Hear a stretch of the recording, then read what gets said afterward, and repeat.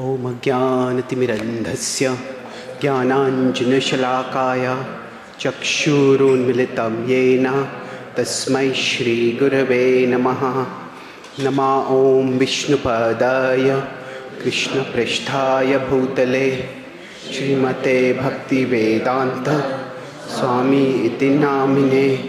नमस्ते सरस्वती देवे गौरवाणी प्रचारिणे निर्विशेष शून्यवादी पाश्चात्य देशतारिणे। वाञ्छाकल्पतरुभ्यश्च कृपा सिन्धुभ्य एव च पतितानां पावनेभ्यो वैष्णवेभ्यो नमो नमः। जय श्री कृष्ण चैतन्य प्रभु नित्यानंद श्री अद्वैत गदाधार श्रीवासादि गौर भक्तवृंद। हरे कृष्णा कृष्णा कृष्णा हरे हरे, हरे Ram Ram Ram Hare Hare. My dear Lord, please guide us all so that we can develop the faith as Srila Prabhupada had, that human nature is ultimately changeable. Hare Krishna. So today we continue our discussion on Markine Bhagavad Dharma. So would you like to sing this line? Or what we'll do is read it a little bit first. We'll take one line, then we'll sing it. Am I audible to everyone? Oh, it was connected, is lost.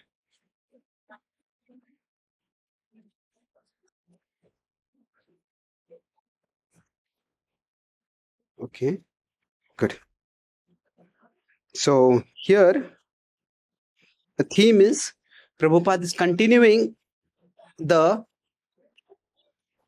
discussion of ki bhave bujhale tare bujhe se hi rasa eta kripa koro prabhu kori nija basha. So what is he exactly saying here?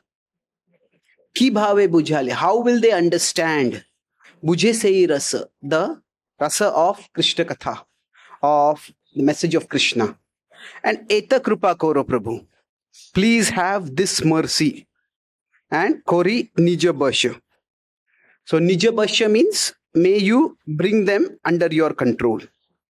And that theme will be continued in the next verse, that ultimately even people coming into Maya and coming out of Maya is under your control. So here, see, when we talk about faith, there are many different levels of faith. That faith is in God's existence, that God exists. But God may exist, but beyond that, there is faith in God's relevance. God exists, God matters. Beyond that, there is faith in God's benevolence. Benevolence is God cares. So we may believe that God exists, and that's important to believe, but that's a very preliminary level. Yeah, God exists here. Hey, God exists there, I exist here. He's happy there, I'm happy here. So we don't feel is very relevant. So God is relevant. Now, why is God relevant? Maybe he is like the administrator of the world and we have to follow his laws. But then there are kings or heads of state. They may be rulers, but they don't really care for people. So God cares. That is benevolence. Now, in benevolence means God exists, God matters, and God cares. So each of these is a different level of faith. And if we consider, if somebody is trying to share a spiritual message, the faith that they require is not just in God. Yes, that God cares. And we say God is very merciful. That is a common theme in spiritual literature. Yes, that is a very important faith. At the same time, for somebody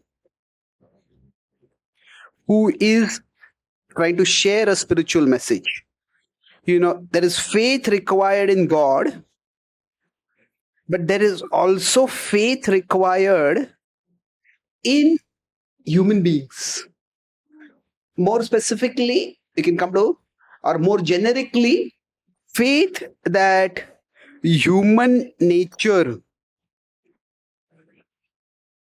is reformable, that people can change for the better. Now, this is one of the most difficult faiths to have.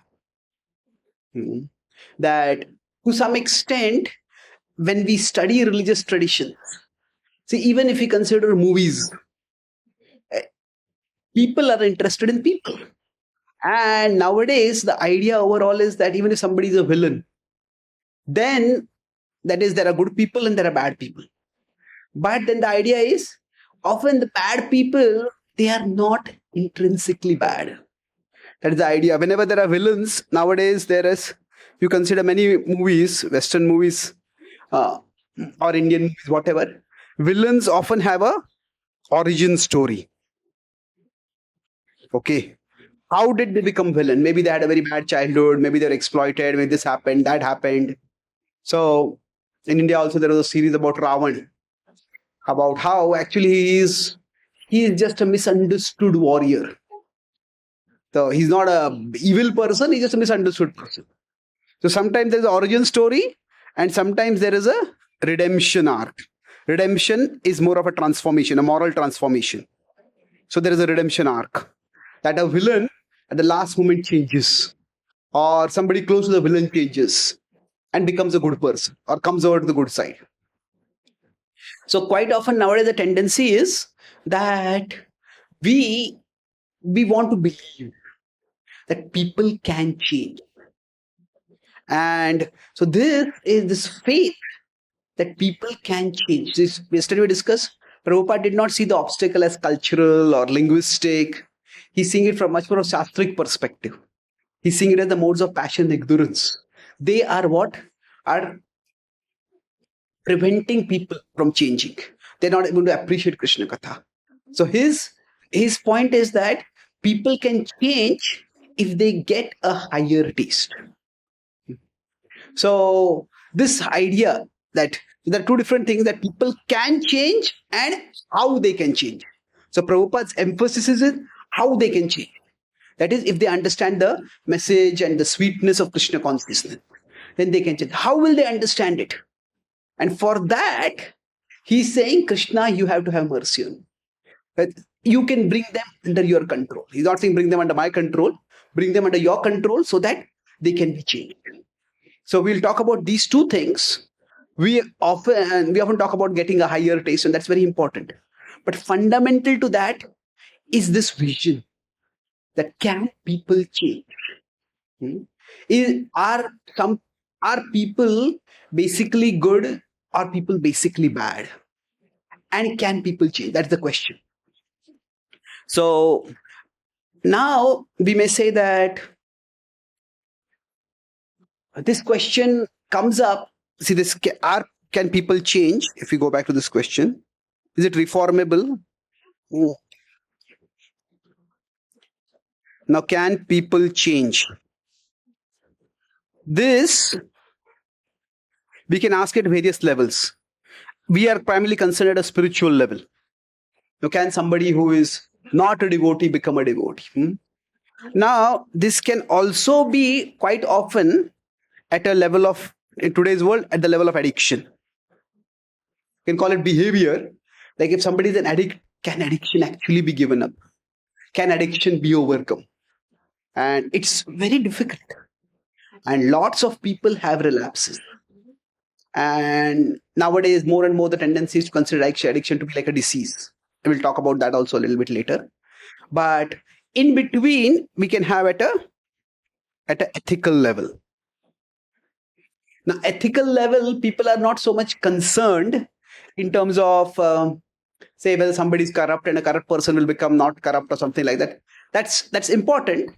But at an ethical level, where it concerns people most is in terms of, say, relationships. Like somebody is unfaithful to someone, somebody has an extramarital relationship, and that ruins people's lives. And some people we're not talking here about criminal activities. See, in the Mahabharata, there's a difference between immoral and illegal. Hmm? Not everything illegal is necessarily immoral. And not everything, like in some countries, there may be certain things which are considered illegal. But they may not necessarily be immoral.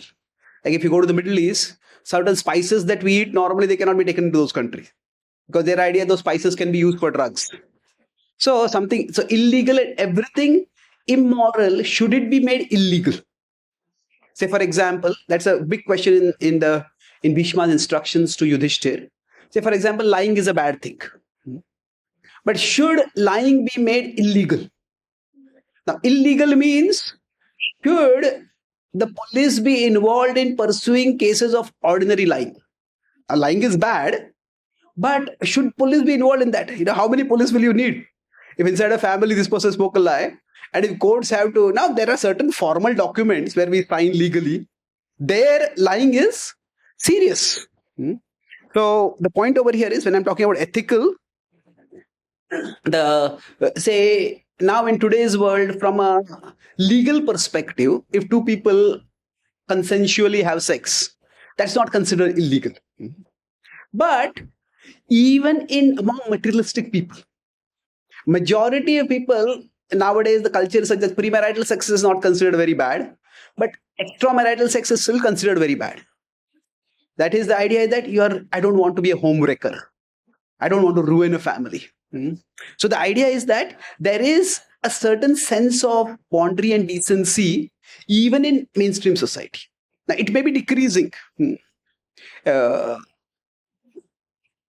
California, especially in America, there's an increasing trend toward what they call as open marriages. Open marriages means people are married legally, but both husband and wife, you consent to each other, you can have relationship with anyone whom you want. It's ridiculous. Not just ridiculous, horrendous. My point is that has still, even in materialist society, that has not caught up. So the idea is that everybody has certain boundaries. The specific boundaries may vary, but everybody has boundaries. So there can be something which is immoral and something which is illegal. So say if somebody is in a relationship and another person betrays them in some way, and then should we trust that person? Will that person change? So whether people can change or not is a question which everyone has. Now, of course, a more uncomfortable question is whether I can change or not, isn't it? But yeah, we may think most of the time, okay, yeah, it would be good if I change. It's no big problem if I don't change also. I'm a good enough person, right?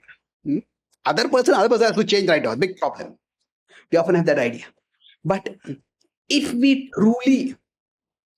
go back over here, if we truly believe in Krishna, so Krishna is not just a deity who exists high up there somewhere. Krishna, as we know, all of existence exists within Krishna. So we exist in Krishna and Krishna exists in us. Yoma pashyati sarvatra sarvam chamai pashyati. So if God exists in everyone, if everyone is a part of God, that means everyone is reformable. Everyone is changeable. Everyone can be changed. And that is a foundational faith that everyone needs to have. Now, everyone can change is very different from everyone will change. Can means there's potential is there. Will is more of a prediction. Now, whether they will change or not, that depends. But this theme that everyone and change. So can change and everyone will change. So these two are not equal. Now, in terms of our philosophy, which is true? Everyone can change, everyone will change. Everyone can change. This is the potential. This is true. Will everyone will change? Only circumstances? It depends. Let's see on what it depends on, but it depends. We'll talk about what is. So will is more like a prediction. Now we can say in one sense this is also true. Like everyone will go back to Godhead. But it may take at this one lifetime, it may take 10 lifetimes, it may take 100 lifetimes, it may take a million lifetimes also. So ultimately everybody will be delivered, we can say. But we're not talking about that kind of ultimate. That's why the word nitya is sometimes used. Like there's some soul nitya baddha. Now that means that the bondage has been there for so long that it is almost like eternal. Krishna also uses the word for kama, nitya vairina. Nitya vairina is it is an eternal enemy.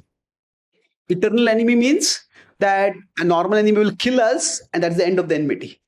But lust is present inside our consciousness, inside our mind, indriyani mano buddhir, and it will go with the subtle body to the next body, and it will keep tormenting us. So it's not only lust; it can be anger, greed, whatever. The samskaras go with us. So in that sense, it can go on for a very long time. So it's not a prediction. So is human nature changeable or not? So it's changeable. That's our understanding. So now at an abstract level, it's very easy to say that. I think I mentioned this quote, an American comedian, he said that I love humanity. It is just human beings I don't get along with. What it means is that in abstract, say that I love humanity doesn't cost anything.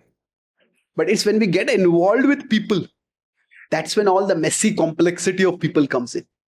And can people change? Will they change? Can I trust someone? Can I count on someone? All these questions, they start coming up. So the first confidence that a devotee needs to have, anybody who's trying to do outreach, is that people can change. And that is almost foundational to spirituality.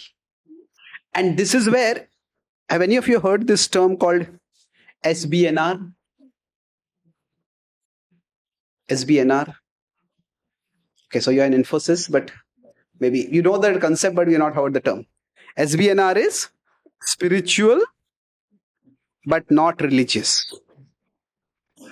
A lot of people say that I'm a spiritual person, but I'm not a religious person. Have you heard this formulation? Not the term SBNR. I'm spiritual, but not religious.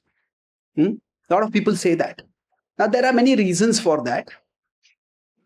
See, one of the reasons is that religions, if you look at the history of the world, lots of conflicts have happened because of religion or in the name of religion, whichever you want to put it in. There's a difference, but the point is, in the name of religion, a lot of conflicts have happened. Of course, some people therefore say religion itself is the cause of war. No, if you consider the biggest wars, World War I, World War II, religion was not a cause in them at all. So it's not that religion alone is the cause of war. But the point is, quite often, when a person is more religious than spiritual, see, quite often religion becomes an external designation. It doesn't have to become the way it is. Religion becomes an external designation, whereas spiritual is often seen as an internal disposition. So religious means, okay, I belong to this religion, you belong to that religion. And you don't belong to this group, therefore you're wrong or you're a bad person. So there was in the Los Angeles, there's a famous bridge. Earlier, people would jump and commit suicide. So on this bridge, the people were standing, I think San Francisco Golden Gate Bridge. So one person was standing over there, he was about to jump. Another person came and says, hey, don't jump, don't end your life, don't jump off your bridge. He says, why should not I jump off? No one loves me, no one cares for me, no one will even notice if I live or die. The other person said, but Jesus loves you. Oh, are you a Christian? He said, yes. And what about you? I'm also a Christian. Oh, This person was on the other end of the bridge walking closer and closer. He said, which Christian are you? Catholic or Protestant? He said, I'm a Protestant. This person on the bridge said, he's on the bridge only still, I'm a Protestant. He says, I'm also a Protestant. Then this person coming closer, which Protestant are you? He says, I'm a Baptist. Oh, wonderful, I'm also a Baptist. Person is coming closer and closer. So, which Baptist are you? He said, I'm a Southern Baptist. Oh, I'm also Southern Baptist. Then he comes closer. Which Southern Baptist are you? He says, I'm a Reformed Southern Baptist. Jump down and die, you infidel. So, in the Southern Baptist, there are Orthodox Southern Baptists and there's a Reformed Southern Baptist. So, people can become, when they become the religious, they can become so narrow-minded that there can be 10 things similar, but if one thing is dissimilar, you are a deviant, you are a fallen person, you are a terrible person. So religion can lead to a lot of polarization. In America right now, the fastest growing group is called as nuns. Not N-U-N, nun.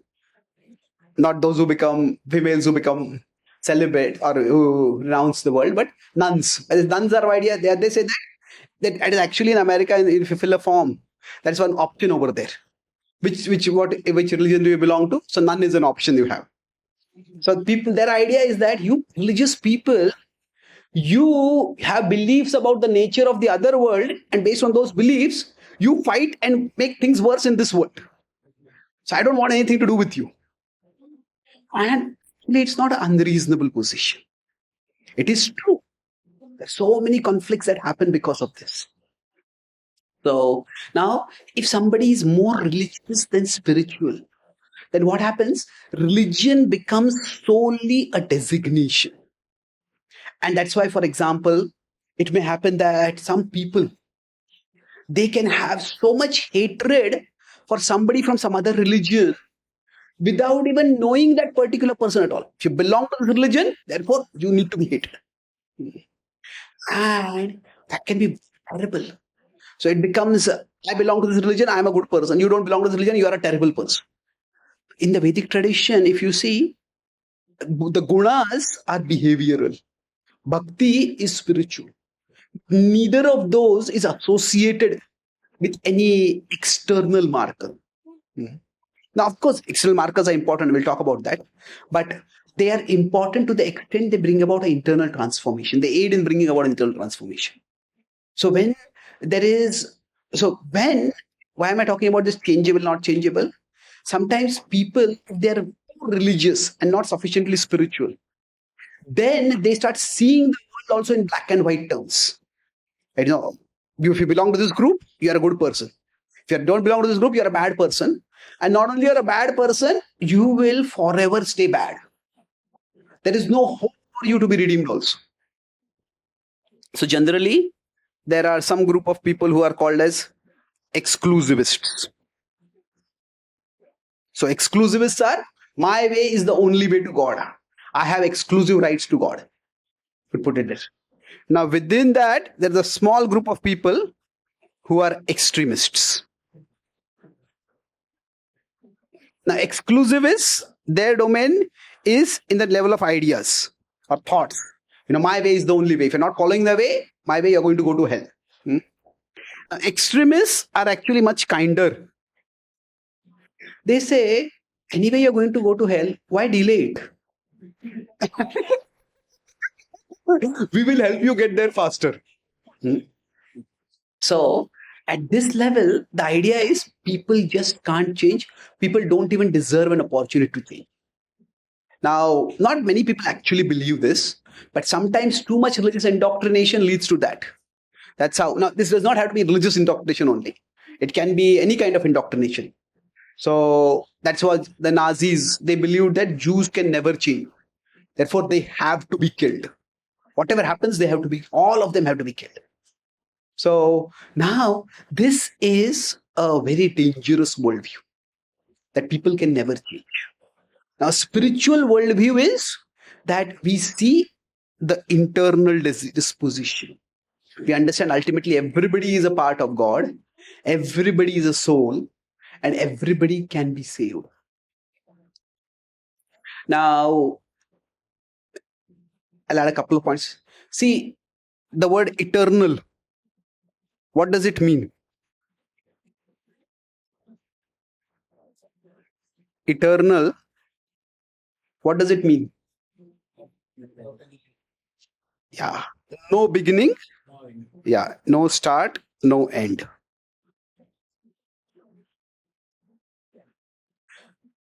Now, in the Christian tradition, or at least in a major section of Christian tradition, eternal only means no end. It is like eternal does not mean no beginning. Their idea is eternity is not an intrinsic quality of the soul. It is a very weird idea, and it's not the mainstream idea of although the term soul is used, but their idea of soul is very different. So when a man and a woman unite, at that time a soul is created. That's why they don't believe in pre-existence, that there's a life before that. And according to, because Christianity has the idea of eternal damnation, you'll go to hell forever and you will go burn in hell forever. So some Christian theologians have said that that is actually not true, because eternity is not a property of the soul. Eternity is a gift given by the grace of God. So their idea is that when you become saved by Jesus, only then you become eternal. Otherwise, their idea is, it's not that you go to hell and suffer forever. Now, that's the main idea in Christianity. But some Christians try to hold that actually you will just cease to exist after death. There'll be no existence at all. But again, the point why I'm talking about this particular thing is that are people changeable? So, yes, now in the Christian tradition, the idea is if you become Christian, if you are saved, then there's such a change is possible that a non-eternal being can become eternal also. That is the extent to which change is possible. And that's why it is, now not all Christian preachers may have this conviction, but they can be sometimes very feverish, very manipulative sometimes in their methods of conversion, because they think that they are actually saving people from hell. So now for us as devotees, there has to be this conviction that people can change. Everybody can change. I can change, others can change. And even the unlikeliest of candidates, they can change. So Prabhupada, when he's going to America, it is with this conviction that people can change. Even in the change that Prabhupada is talking about. See, when Prabhupada did not use the word conversion, Prabhupada sometimes used the word transformation, purification. Prabhupada used not, if you see Prabhupada's vocabulary, conversion was very rarely he used it. Transformation, sometimes he used it. The most common word he used was purification. Liberation, elevation also he used, but purification was the word he used the most.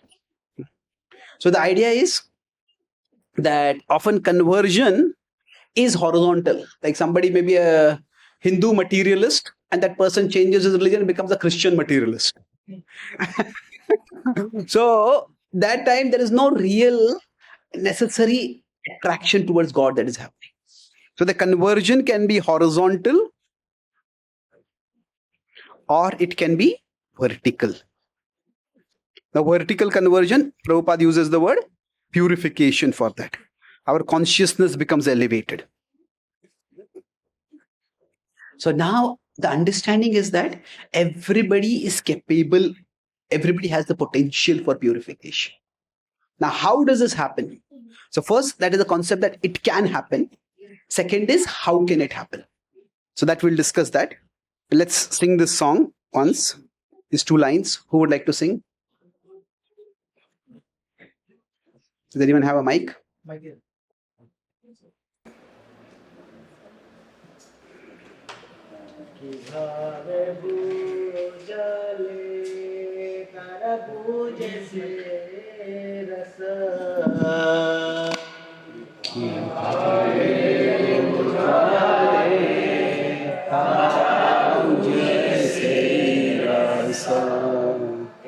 कृपा करो प्रभु करो निज भास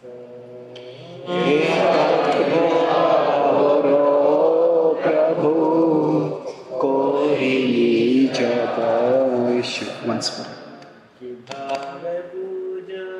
बुझले तारा बुझ हे से रस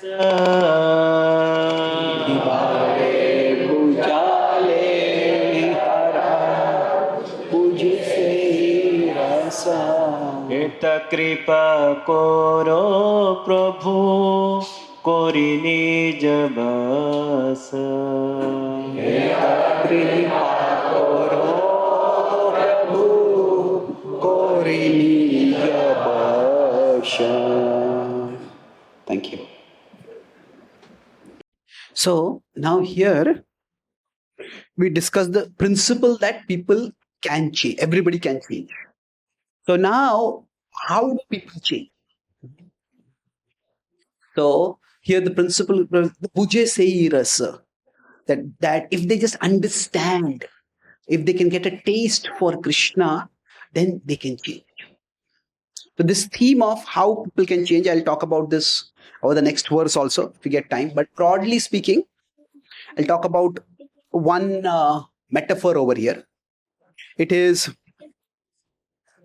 say, if this is the earth. Now, around the earth, okay, let me see if I can repeat it. Around the earth is the gravity pull of the earth. So now, if an object is here on the earth, it has to come out. The gravity pull will pull it down.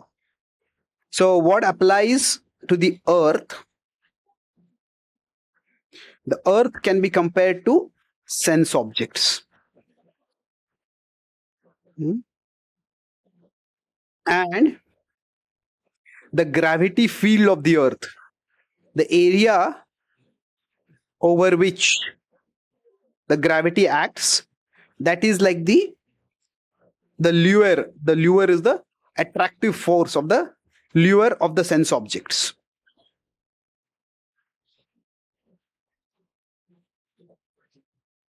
So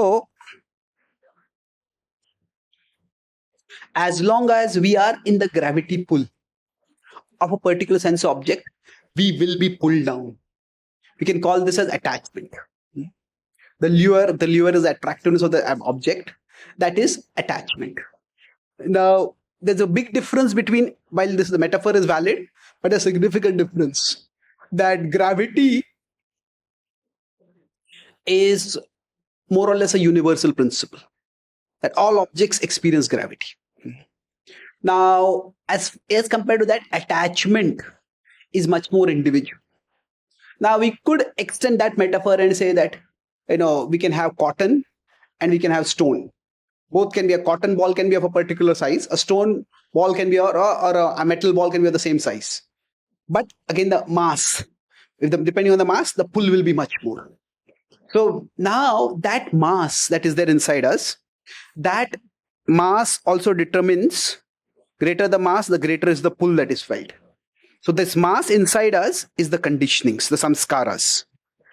So if somebody has never drunk alcohol and they have no interest in drinking alcohol, they have seen enough people getting into trouble because of alcoholism, then they don't have the conditioning inside them.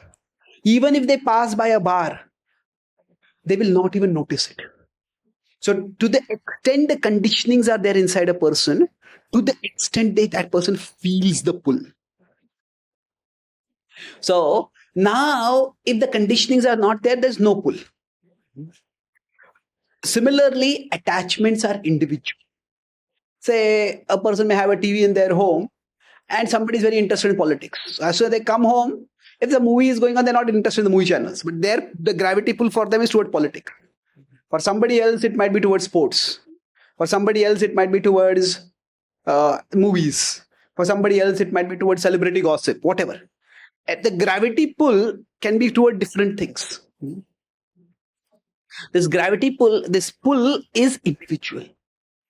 So when we talk about a higher taste, it is like, say, above here is Krishna, and then around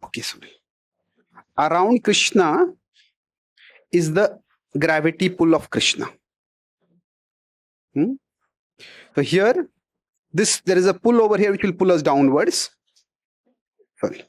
Wherever we are, this pull let me not put it. Here there is the gravity pull of Krishna, which will pull us upwards. So it's like in space, if a spacecraft is shot, after it escapes the Earth's gravity pull, it does not consume much fuel. Based on its momentum, it will keep moving onwards.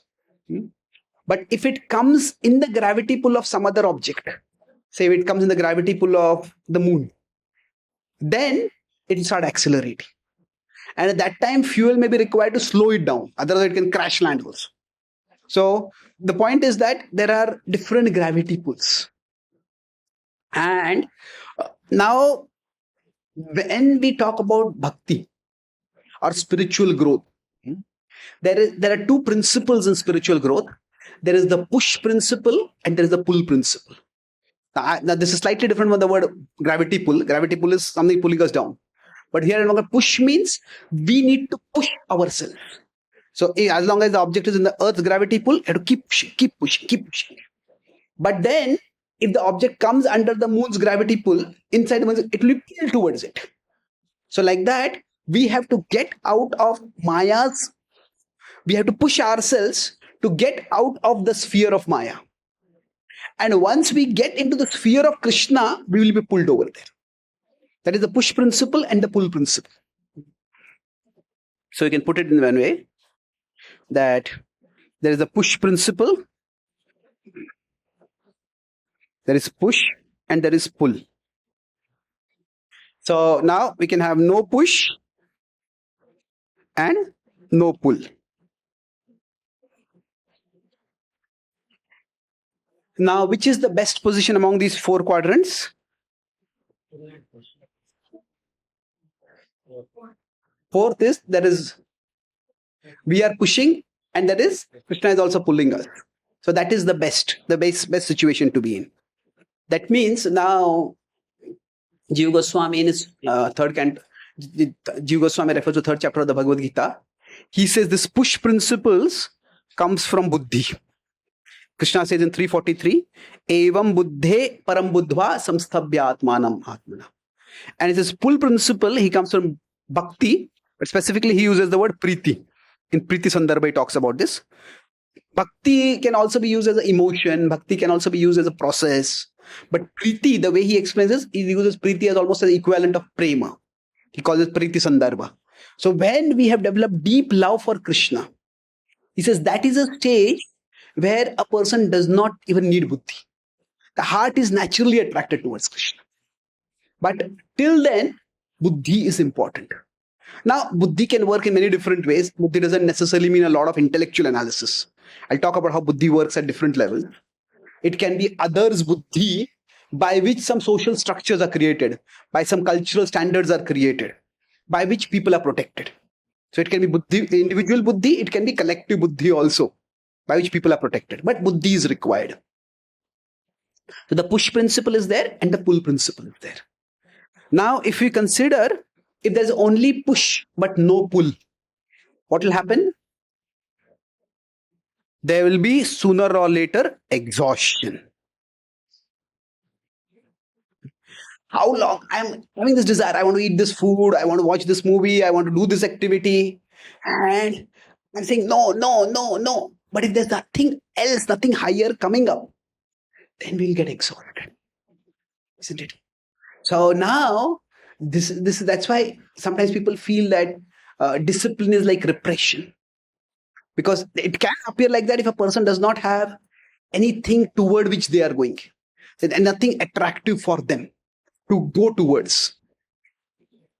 So now, throughout, if you see, Prabhupada's focus is, let me come to Prabhupada's focus a little later. If you look at the second quadrant, no push, no pull. Then what is going to happen? Yeah, it is basically like the person is static. Here a person is ecstatic. But okay, because there is no pull, no push. Now that means the person is not being dragged upward. They're not trying to push themselves upward. And no, nothing higher is attracting them also. So they will stay there, but often from static, they will also get degraded. Because the world They may not be pushing themselves upward, but there's something which is always pulling them downwards, isn't it? So depending on situations, they may get degraded also. We'll talk either in today's or tomorrow's session. We'll talk about some stories about, say, Ajamil, what happened to him and how he went down, how he came up. We'll discuss that. But the idea is that if there's no push, there's no pull, certainly there's going to be no elevation. Now, if there is only pull and no push, that is, yes, there are two possibilities. There is that this person is completely transcendental. The person is like a Mahabhagavat Uddamatigari, they have no pull at all. They have no material pull at all. They're transcended. This is called, sometimes technically called as Jivan Mukti. They're in the body, but they have nothing that binds them to the world. Iha yasya harer dasya. It is said in the Purana that if somebody is completely devoted to the Lord, then they're Jivan Mukta. Now, the other possibility is that they can just be complacent. Because what may happen is the pull may be there and they feel attracted towards Krishna. But if they become a bit careless, okay, I'm attracted to Krishna, I'm not attracted to this. So, okay, even if I go into that situation, I will not be tempted. But who knows? That pull may start coming sometimes. So they can be careless. So that's why even great souls, they don't give up pushing. Satatam kirtayantoma yatantasya drudavrataha. They keep endeavoring. Now, sometimes a person may be at such a level, they will never be tempted. They will not be tempted. It's possible. So ideally, we would like to be in the fourth quadrant. So when Prabhupada is talking about Koro Nija Basha, that Nija Basha, one way of understanding it is that Krishna, you pull them towards you. You bring them within your pull. Now, normally speaking, if you look at this, the earth is at one place, the moon is another place, and a significant distance in between.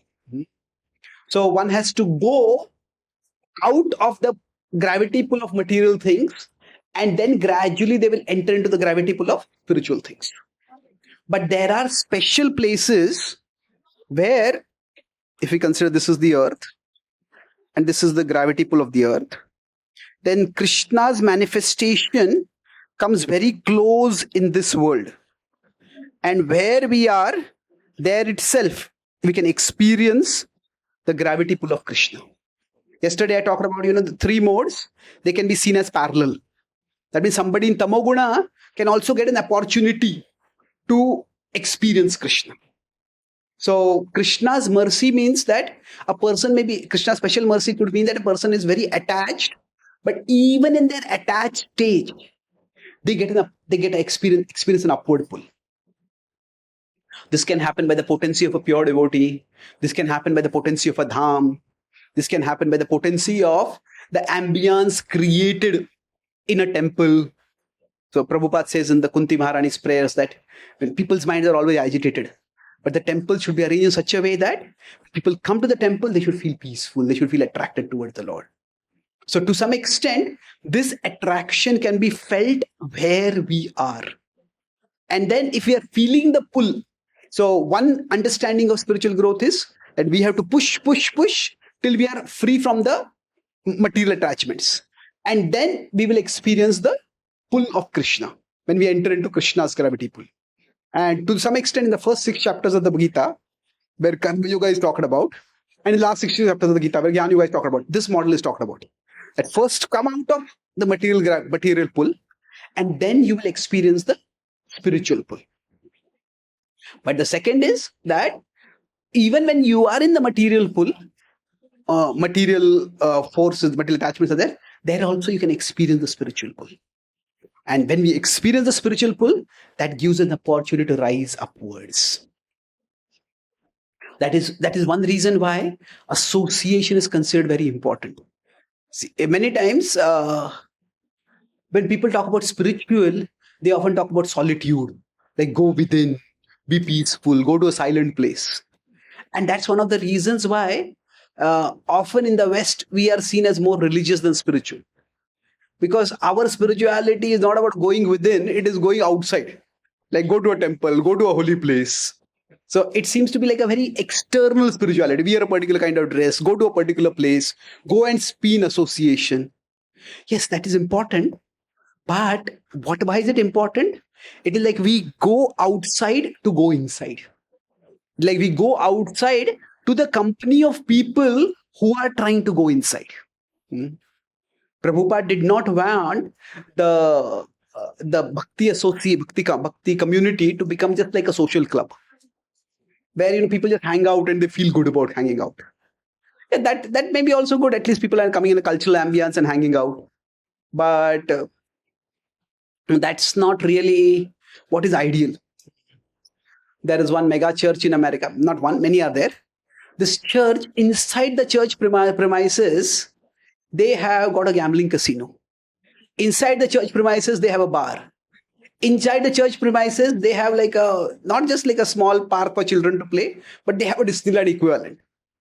So it's like, inside the church, you can get everything and you can get God also. Now, to what extent should these other things be provided? It depends. Some sattvic things can be provided, but once rajasic and tamasic things can be start getting provided, it can become, people may not come towards God at all. So, that is always a tension, that when we try to bring Krishna to people, so it's like, so when people may be disturbed, in the Gita, Krishna says there are 4 kinds of people who come to him. In Kali Yuga, there are 4 kinds of people who come to Krishna. Those who are distressed, those who are distressed, those who are distressed, those who are distressed. The jigyasu. Nowadays, artharthi people don't really come to God. They'll go to somebody to ask for a loan. And jigyasu, there are a few people, but there's so many subjects for jigyasu. And jnani people are extremely very less. Very, very less. They're there, but very less. So, the point is that when we talk about coming in the association, it is not just that we are going externally to a particular place. We are going externally to a place where that spiritual pull is manifested more. Some people say, there was this movie OMG many years ago. I had written the book based on that movie also. That God is everywhere. Why do you need to go to a temple? Yes, God is everywhere. But that is like saying water is everywhere in the form of water vapor. But if you are thirsty, you cannot just hang out your tongue and satisfy your thirst. Yes, water is everywhere, but is water accessible everywhere for us? That we have to go to a place where the water vapor is transformed into water and is available through a tap where we can drink it. Like that, God is everywhere, but certain places, His presence is perceivable more. And going to those places actually helps us come closer to Him. So, in many ways, in Prabhupada is saying that he wants to give people the higher taste, Kori Nija Bash. That means, like Krishna bring people, one way of understanding is Krishna bring people within your gravity pull. And that means we create a devotee by the devotee's nature, devotee by the project that the devotee creates. We create the places where Krishna's gravity pull is felt, wherever people may be. So creating this Kori Nija Barsha, this whole thing, this intersection place, that is basically, how do I put it here? This is Kori Nija Barsha. Where people are, that is where we want Krishna also to be manifested. So that people will get an opportunity to come towards Krishna. Okay. Are there any questions or comments at this point? Okay, let's take one more verse because we have only 2 more days and we need to complete by day after tomorrow. So, Taba ichha hoye jadi tadera uddhar. If it is your desire, it is your will, everybody will be delivered. Bujibe nishchay tabe katha se tomar. Sorry, is it not this one, previous one? Tomara ichhae sab hoye maya bash. That it is by your ichha. We'll discuss what this word ichha means. It is by your arrangement, desire, will, everybody has come under maya. And tomar ichhaya Nasha Mayara Parash. By your arrangement, even the Maya can be, everybody can become free from Maya. So here, Prabhupada has that faith people can be transformed. But what he's focusing on, Krishna, you can make that arrangement. Who would like to sing this? Anyone else? Is a good singer? Or you can sing comfortable. The sixth one. Tomara ichaya sabha hoya maya basa. Tomara ichaya sabha hoye maya basha. Tomara ichaya nasa mayara parasa. Tomara ichaya nasha mayara parasha. Once more, if possible. Okay. Don't have it. Okay. Okay. Tomara ichaya sabha hoya maya basa. Tomara ichaya sabha hoye maya basha. Tomara ichaya nasha mayara parasa. Tomara ichaya nasha mayara parasha. So here, when we say this happens by Krishna's will, that now Krishna's will, the word, sometimes it's a little difficult to translate Sanskrit concepts or even Bengali concepts into English. So Krishna's will can range over a spectrum. It can refer to Krishna's intention, or it can also refer to Krishna's permission. Upadrashta Anumantacha. So when something happens, it may be Krishna's intention, but when something happens, it may not be Krishna's intention also. Krishna does not want it to happen, but Krishna allows it to happen. So it was not Krishna's intention that Duryodhan reject his peace plan. It was not Krishna's intention that Duryodhan try to arrest him. It was Duryodhan's intention. And Krishna allowed it to happen. So it is. So there is, when we say the word ichha, normally we use it in the form of desire. But the word desire here has a broader meaning. It's more of like not a blade moves without the will of God. So, but the will is a much broader spectrum. It is not that when bad people do bad things, or even when good people do bad things. It is not that God wants them to do those bad things. It is they want to do bad things, and Krishna allows them to do those things. So, Krishna is the ultimate cause of everything. Krishna is not the immediate cause of everything. Sarva Karana Karanam. Krishna is the cause of all causes. Krishna is not the cause of all effects. Now, the Vedanta Sutra gives the difference between the two. That when you say he is the intention, maybe there is the cause of a particular effect. It is he wanted something to happen. Now, when we say he is the cause of a cause, and that cause leads to some effect. What is the difference over here? That Vedanta Sutra gives the example that when rains occur, without rains, no vegetation will grow on the earth. But which vegetation grows where? Which crops grow where? Which thorns grow where? That is not determined by the rains.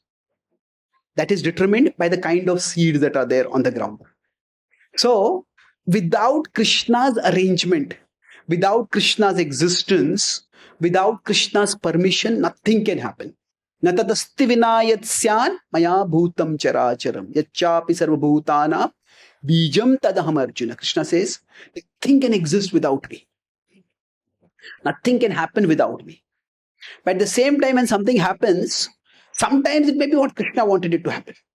But sometimes that person wanted to happen, and the person may have a desire which is non-devotional, which is anti-devotional, and Krishna allows it to happen.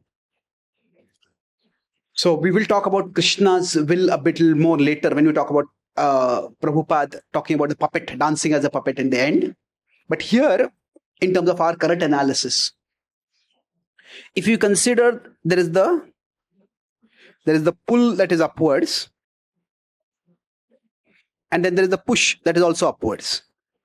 But the difference is the pull is more like coming from above, the push is coming from below.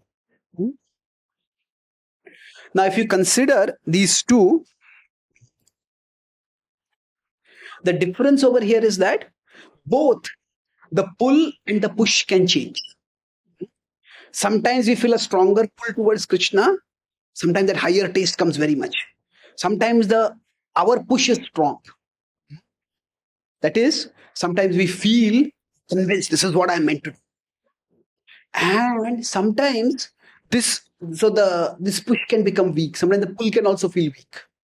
And opposite way, there is a pull that is downwards. Isn't it? The sense objects have a pull which pull us downwards. So now this downward pull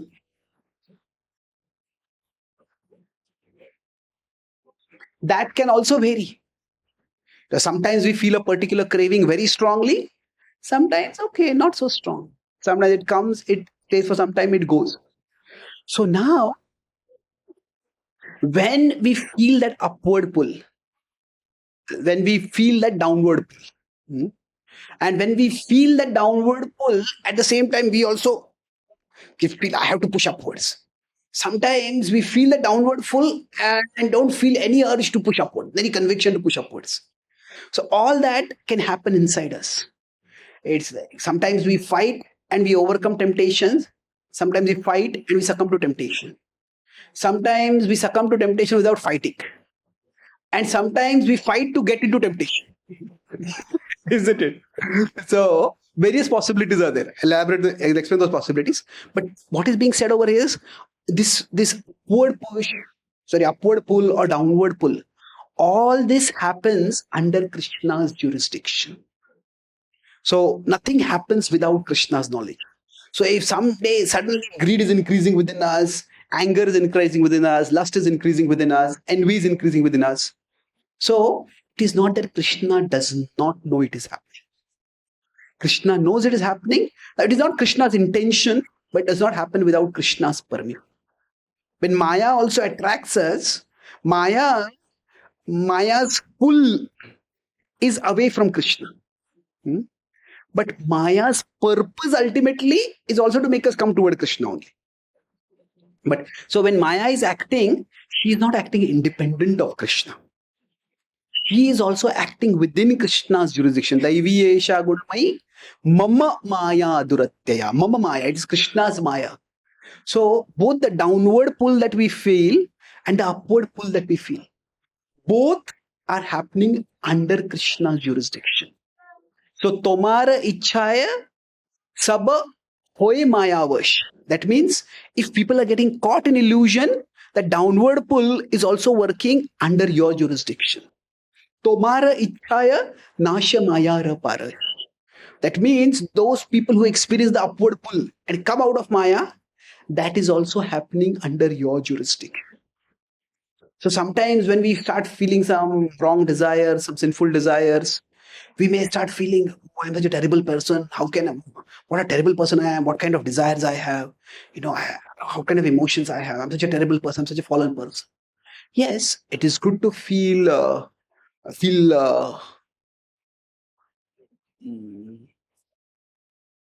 not, I would say, not so much guilty. It is good to feel humble or humbled. But we shouldn't feel in bhakti, we are often unqualified. We feel I am unqualified. I have this kind of desires. Should I come in the association of devotees? Should I worship the deities? Should I even chant the holy names? So we are unqualified. Yes, it's possible. We may be unqualified. not a boss, actually, not question mark. It is true. But we are never disqualified. We are never disqualified. What that means is that no matter how many sinful desires are there within us, Krishna does not say, because of your, this is your conditioning, get out. You have no place over here. We are never disqualified. Disqualified is more like somebody is not allowed to participate only. Krishna says that everybody that what is 9.32? Mami partha vyapashitya yepi syupapayonaya. That anybody, no matter how sinful they might be, te piyanti param gatim. They can also attain the ultimate destination. So nobody is ever disqualified. Apichedasi papebhya sarvebhya papakruttamaha sarvam jnana plavenaiva vrijinam santarishyasi. So for everyone, that no matter how strong the downward pull might be at a particular time, and it may be difficult to resist the downward pull, but Krishna, the presence of the downward pull is also within the plan of Krishna. Now that does not necessarily mean we can say, oh, this desire came to me because of Krishna, and therefore I'll listen to this desire and I'll fall down. That was Krishna's desire. No, that's not the point. The point is that the desire came from our conditioning only. What we had done in the past or what we have exposed ourselves to in the present, because of which the desire has come now. But when we are feeling agitated, when we are feeling tempted, sometimes we may even fall. That does not take us out of Krishna's plan. So when we understand this upward pull comes from Krishna, this downward pull also, ultimately upward pull comes from Krishna, the downward pull also within the jurisdiction of Krishna. That's why we don't have to feel so ashamed or alienated or guilty about what is happening in our inner world that we feel I am disqualified for bhakti. That should never happen. So Prabhupada is saying that there is an upward pull, which Krishna, his mood is that the upward and downward pull both come from you, but Krishna, you manifest the upward pull through me. When he's saying, we will see the next verse, which we'll discuss tomorrow. We'll continue this theme. तो तभी इच्छा होए यदि तादेर उद्धार. That means that if you desire their elevation, that means if you want them to come out of Maya, you can do that. Bujibe nichchay tabe katha se tomar. They will understand my words. They will get the higher taste. That means the upward pull will manifest through me. When the upward pull manifests through me, they will become attracted towards you. So when Prabhupada was asked, how did you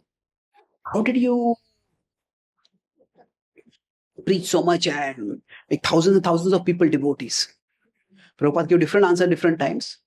One time Prabhupada said, Krishna is all attractive. I just presented Krishna, he attracted everyone. So now that is true. Now Prabhupada's expertise was how we presented Krishna also. And we also have to be expert to see how we present Krishna. But the point is, Krishna has the capacity to attract everyone. Krishna, when we say is all attractive, that does not necessarily mean everyone will be right now attracted to him. The potential to be attracted to them is there within, to attract everyone is there within Krishna. And the potential to be attracted toward him is also there. But that attraction has to actually manifest. So we'll continue this theme in tomorrow's session. We'll talk about Bhagvatera Katha Se Taba Avatar. Those two stanzas we'll discuss tomorrow. Let me summarize what we discussed today. Mainly 2 points. So, can people change?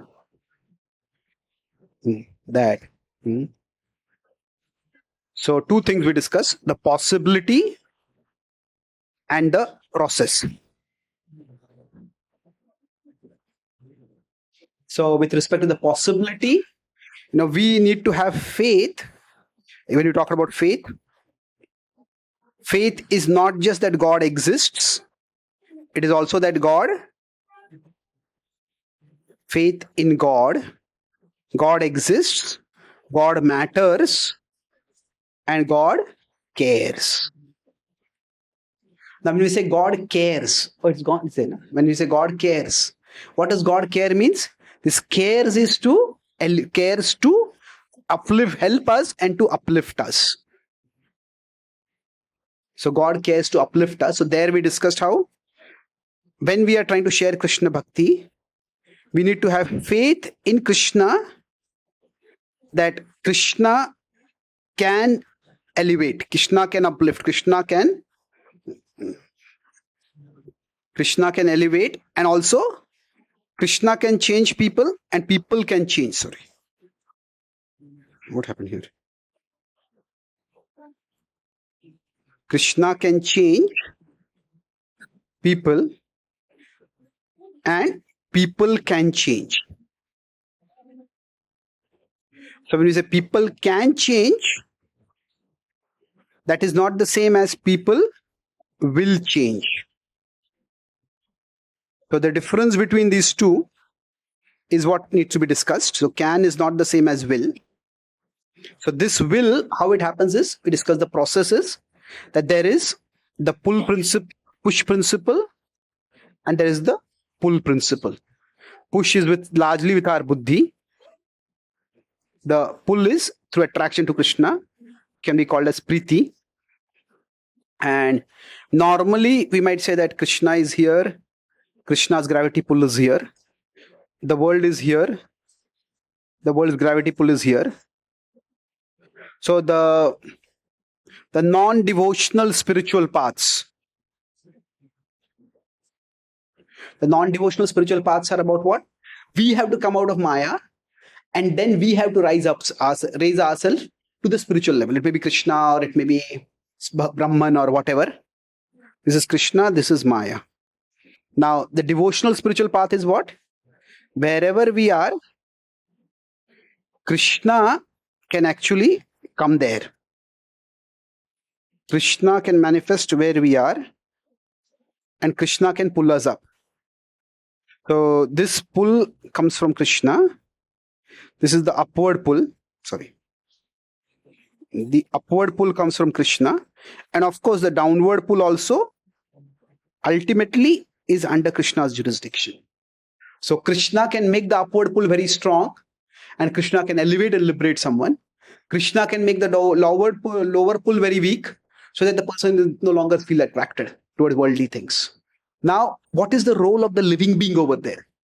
Can Krishna do this for everyone? Yes, he can. Does Krishna do it for everyone? No, Krishna also looks at our free will. So that role of human will and how creatures can attract that human free will, that we will discuss in the next session. We discuss about Krishna's will. It can refer to intention of Krishna, but can also refer to the permission of Krishna. It is not that everything that happens is necessarily Krishna's will. Now, ideally, we can try to be situated in the fourth quadrant, and we learn how to do that, and how the Prabhupada is going to create facility for doing that in the future verses. Thank you very much. Hare Krishna. Is there any question or comment? Yes, Prabhu.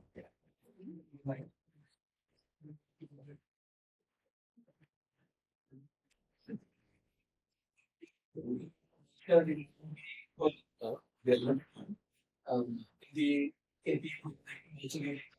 wine shop, upper is being the wine shop, is not it. So is that gravity put in a person, or maybe that addiction in a person, is it based on his nature, or is based on how much repetition he has done in the past? How it? Both. It is based on past. I would say the word nature is a bit complicated, because nature can refer to the varna, then that is just a functional aspect of it. But nature can also refer to kama, krodha, lobha. That is the nature which is reformable. So in general, it's due to the impressions from the past, but it's also due to the exposure in the present. Like some people, say somebody from India, they go to, in India, people, nobody knows what is a baseball. But if somebody, Indian student, goes to America and goes to a university where they are big into baseball, that same kid who had no knowledge of baseball may start wildly cheering baseball 6 months later. There are no internal impressions, but the external atmosphere was so much, dhyato vishayan pumsaha, by that attraction may come up. So it can be both ways. From inside, we'll talk more about how this pull and push work in later sessions also. But in general, it works both ways. Sometimes from inside, like how do we get attracted to Maya sometimes? One is that we see something, and from outside, that perception triggers the desire. Sometimes it is like we see some sweet object, okay, I want to eat this. Sometimes the memory just comes up from inside. Then we go to where can I get this object? And then we eat it. So the Bhagavatam says sometimes the sense objects come toward the senses, and sometimes the senses go toward the sense objects. That means the specific attack of temptation can sometimes start from outside or sometimes can start from inside. Both ways.